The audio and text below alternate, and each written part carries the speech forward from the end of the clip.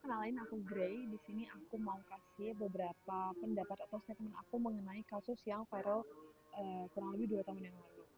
Nah, sebelum itu aku mau nanya nih ke teman-teman. Pernah nggak kita tuh menilai seseorang hanya berdasarkan cara berpakaian, berbicara, atau bahkan penampilannya?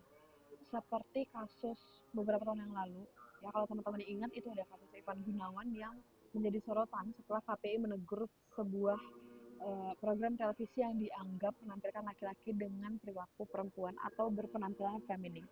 Nah, setelah kritik yang muncul, bahkan Ivan Gunawan ini memilih untuk tidak tampil di televisi. Tapi pertanyaannya, apakah ekspresi gender memang layak untuk dibatasi?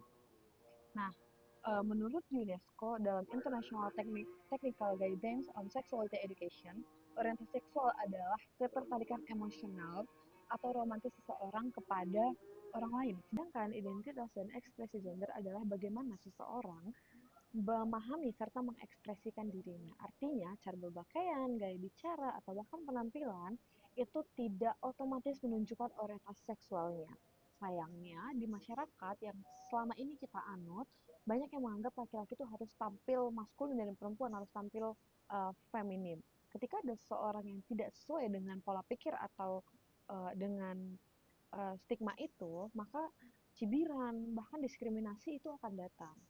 Nah, saya pribadi itu tidak setuju dengan teguran KPI yang menyoroti ekspresi gender seseorang. Alasan itu sederhana. Jadi gini, pertama, tugas media seharusnya bukan mempersulit ruang ekspresi individu, melainkan memberikan ruang bagi keberagaman yang ada di masyarakat. Bahkan Judith Butler itu melalui teori gender performality menjelaskan bahwa gender merupakan konstruksi sosial. Apa yang dianggap maskulin atau feminim sebenarnya dibentuk oleh budaya dan norma sosial, bukan sesuatu yang mutlak. Artinya tidak ada aturan universal yang menyatakan laki-laki harus berbicara, berpakaian, atau berperilaku dengan cara tertentu gitu. Nah, yang kedua, teguran semacam ini tuh berpotensi memperkuat stereotip itu gitu, stereotip gender. Ketika seseorang dikritik hanya karena dianggap terlalu feminim, pesan yang diterima masyarakat itu uh, mereka tuh berbeda gitu dari standar yang ada, sehingga menciptakan banyak dampak-dampak yang negatif. Padahal UNESCO menekankan bahwa pendidikan seksualitas harus mengajarkan penghormatan terhadap keberagaman.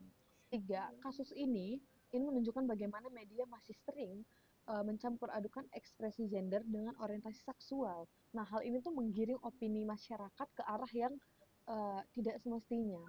Yang perlu kita lakukan bukan membatasi ekspresi seseorang, melainkan meningkatkan literasi masyarakat tentang gender dan seksualitas. Gitu. Kita harus mulai memahami bahwa ekspresi gender itu bukan ancaman, gitu. Tidak merugikan siapapun, itu hanya pribadi gitu. Perbedaan cara berpakaian, berbicara, dan berpenampilan itu tidak mengurangi nilai seseorang sebagai manusia. UNESCO juga menekankan bahwa pendidikan seksualitas yang baik memantau masyarakat menghormati hak asasi manusia, kesetaraan gender, dan keberagaman. Oleh karena itu, ketika kita melihat seseorang yang berbeda dari norma yang sudah uh, biasa diterapkan, respon yang tepat bukan menghakimi, melainkan memahami. Ya, Ivan Gunawan tuh bukan sekedar satu public figure. Kasus ini menunjukkan bagaimana masyarakat masih sering menilai seseorang berdasarkan stereotip gender. Sudah saatnya kita berhenti mengukur manusia hanya dari penampilan dan mulai menghargai mereka berdasarkan karakter dan haknya sebagai individu. Karena ekspresi gender itu bukan pelanggaran, teman-teman. Yang perlu diubah bukan cara seseorang mengekspresikan dirinya, tapi cara kita memandang perbedaan.